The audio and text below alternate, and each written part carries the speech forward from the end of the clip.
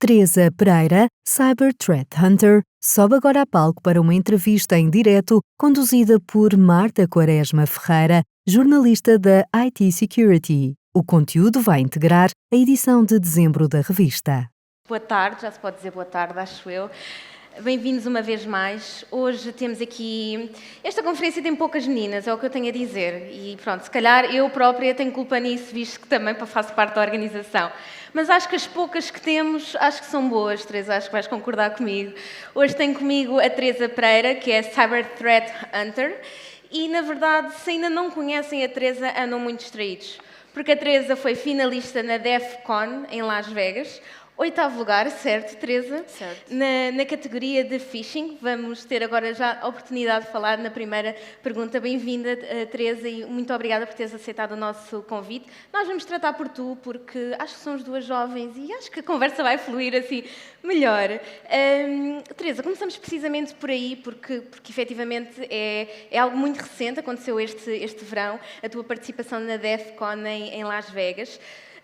Fala-nos um bocadinho do que é que foi essa participação, se calhar nem toda a gente conhece o que é a DEF CON, e ao mesmo tempo que tipo de técnicas avançadas é que tu acabaste por verificar que estão a acontecer e que ainda não chegaram propriamente ao mainstream, mas que os CISO, ou seja, aqui um recado para os CISO, as técnicas que já devem antecipar e que também tipo de mudanças comportamentais é que verificas nos agentes de ameaça, neste caso de phishing, porque foi ao qual tu te candidataste para concorrer? Sim, olha, antes de mais, obrigada pelo convite e bom dia a todos. Como a Marta disse muito bem, eu fui finalista da DEF CON. Para quem não conhece, é uma das maiores conferências de cibersegurança do mundo. Eu participei na competição de phishing, que faz parte da Village de Engenharia Social. Fiquei em 8º lugar. O objetivo era muito simples, mas deu muito trabalho, ok? Portanto, nós tínhamos um target real, uma multinacional, uma Fortune 500 company, ok? E o objetivo era nós fazermos investigação sobre essa empresa e depois live em Las Vegas, na Village de Engenharia Social, realizarmos chamadas live com o objetivo de extrair informação do outro lado da linha, ok? Portanto, em termos de técnicas avançadas, vou começar aqui mais pelo phishing e depois partir para a engenharia social como um todo. E falando também aqui mais de comportamentos, vê-se muito a adoção da inteligência artificial. Portanto, falamos aqui muito dos deepfakes. E este é uma das técnicas que está a chegar a Portugal. Vamos ter aqui Portugal como mainstream, ok? Nos Estados Unidos da América já é uma realidade e já está muito avançado. Em Portugal temos alguns exemplos por chamada. Se calhar os mais conhecidos são as ofertas de emprego e as chamadas do TikTok. Todos nós já fazemos parte de não sei quantas empresas, ao final do dia. Sim.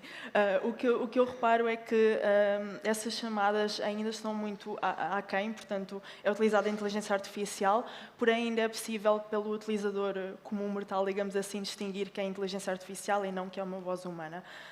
Agora falando mais de engenharia social como um todo, porque na verdade o phishing está por debaixo desta umbrella, que é a engenharia social. Temos os backscams, Business Email Compromise, ok, por phishing. Como foi falado anteriormente, não referiram com backscams, mas basicamente parte-se cá do princípio que há o comprometimento de uma third party. Okay. O target aqui muitas vezes é o setor financeiro ou o departamento financeiro da empresa, porque no fim de contas o que importa é o dinheiro, não é? Para os atacantes, ou muitas vezes, para além da fama e de outras coisas. E, portanto, pode ou não haver um comprometimento desta third party e depois são enviados e-mails, por exemplo, olhem, a partir de agora nós mudámos de conta, portanto, em vez de transferirem para a conta anterior, transfiram o dinheiro para a nova conta. Ainda há muitas empresas que caem neste esquema, também dada a credibilidade do e-mail em si. Também tenho visto muitas vezes, e mesmo em Portugal, e acredito que cada vez vai existir mais, estes e-mails são enviados através do domínio real. Portanto, é feita uma técnica chamada de spoofing, onde o atacante utiliza um mail server, por exemplo, de e-mail ou um da Amazon, ok? Mas quando aquilo chega ao recipiente, aparece uma máscara, portanto, parece que veio de um domínio legítimo. O que acontece aqui é que é explorada uma vulnerabilidade nos registros de autenticação de e-mail, SPF, DKIM ou DMARC, ok? E esta vulnerabilidade é da empresa de onde supostamente está a ser enviado o e-mail. Depois, falando mais em geral, engenharia social. A engenharia social já existe há muito tempo, pelo menos desde o século XIX, não é uma coisa recente, e nós conhecemos, estamos aqui a falar de cibersegurança hoje, mas é muito aplicada também em vendas e em marketing. Um caso recente que eu observei e que acredito que possa ser uma realidade num futuro próximo ou distante, houve, neste caso, um dispositivo IoT. Portanto, todos nós temos dispositivos IoT em casa, sejam eles impressoras, sejam eles projetores, home assistants, etc. Okay? Neste caso, foi utilizada a engenharia social, não como nós conhecemos, phishing, vishing, etc., mas sim do ponto de vista de marketing e de sales. Portanto, induzimos a pessoa a comprar aquele dispositivo. O que aconteceu naquele caso é, o dispositivo, uma vez inicialmente ligado, pela primeira vez, ele estava programado pelo fabricante para se ligar a um C2.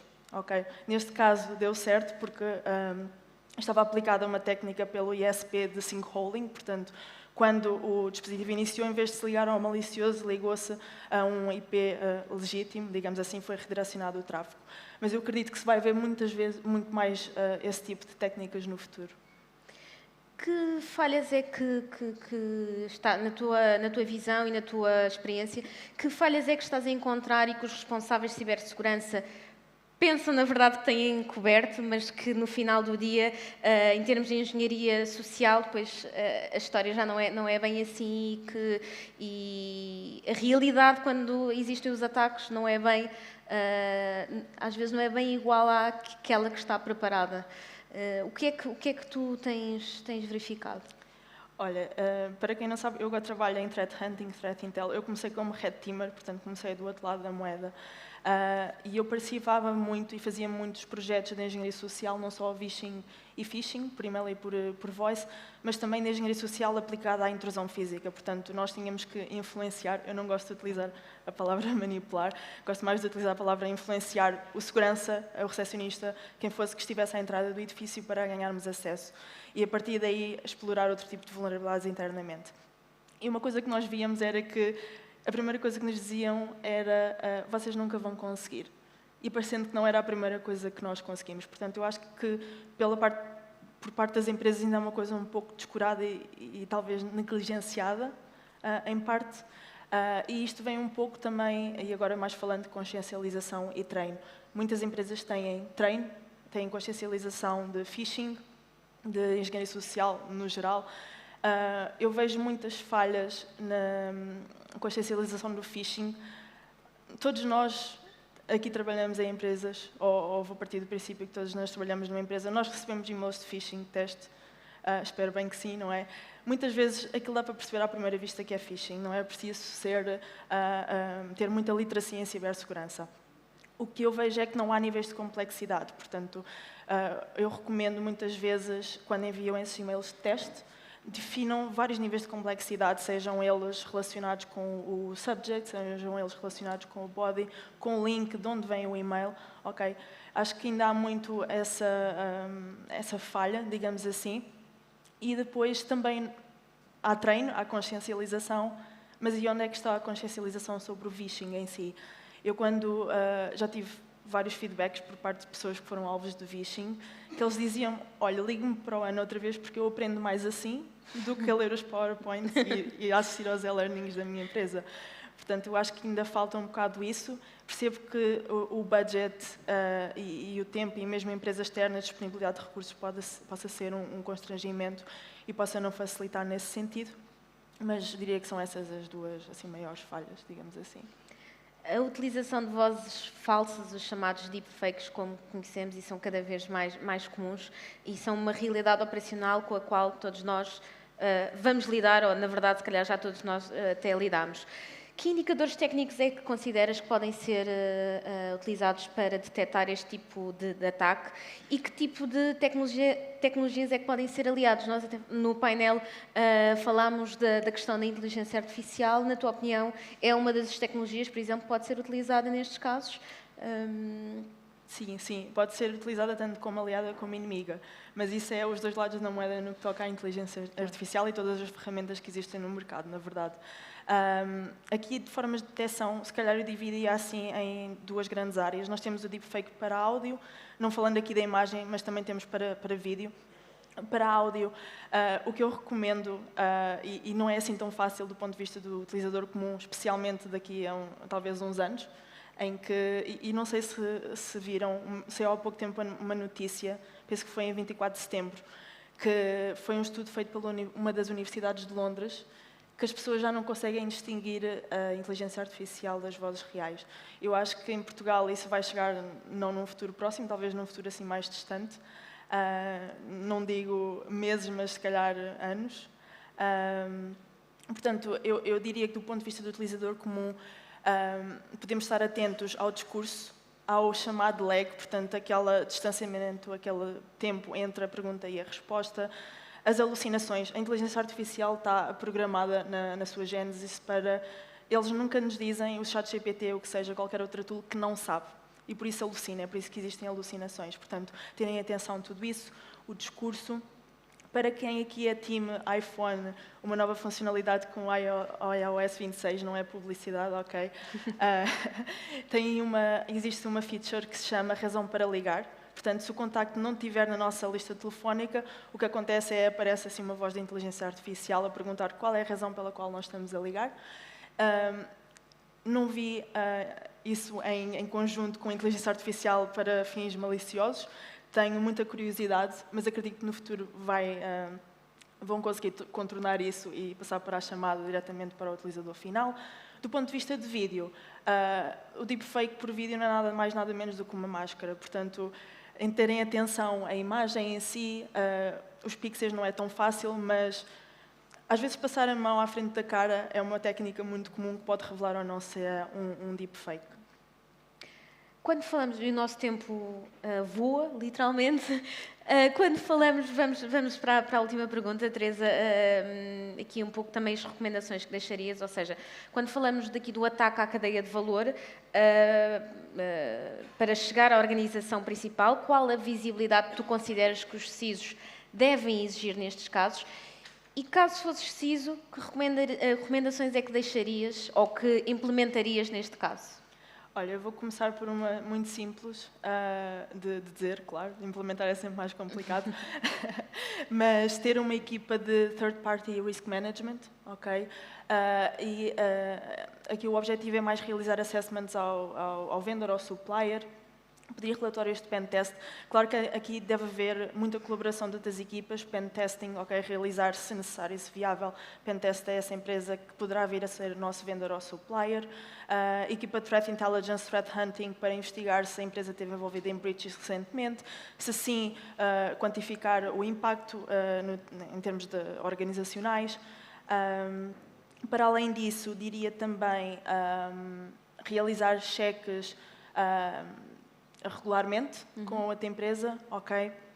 Também, se possível, eu sei que este ponto até é mais ou menos fácil, mas definir pontos de contacto fixo na outra empresa, ok? Isto para quê? Isto ajuda-nos a prevenir ou a identificar backscams, por exemplo. Como eu falei anteriormente, a impersonificação. Se nós tivermos um ponto de contacto e se o e-mail não vier daquela pessoa, à partida desconfiamos logo, correto? E também, isso ajuda-nos o quê? Mesmo que o e-mail venha do nosso ponto de contacto, por exemplo, por técnicas de spoofing, todas as pessoas têm uma forma de escrever e-mails, ok? Seja como iniciam um e-mail, sejam como terminam, as palavras que utilizam. Portanto, também nos pode ajudar a detectar se o e-mail é ou não falso. Para além disso, e esta não é muito fácil, mas ter uma lista completa de todos os vendors e suppliers, incluindo as transações efetuadas, compras, se possível também uma SBOM list, portanto, Software Bill of Materials, incluindo todas as aplicações, tudo o que envolve aquele supplier e nós. E, por último, que já estamos aqui com 0 segundos, ok, 0 minutos. A última recomendação. A última recomendação, não confiem cegamente em terceiros. Tal como nós não vamos dar a nossa chave de casa ao nosso jardineiro ou o que seja, às vezes nós tentamos fechar com toda a força possível a porta aos atacantes, mas ao estarmos a contratar suppliers que são vulneráveis, podemos estar a abrir uma janela. E assim uma última frase que não é da minha autoria, mas também não me recordo onde ali, mas faz total sentido hoje em dia. A moeda de hoje em dia não é mais o euro, é a informação. Portanto, fiquem seguros e obrigada mais uma vez. Uma ótima mensagem. Muito obrigada, Teresa. Obrigada. Vamos prosseguir com a programação.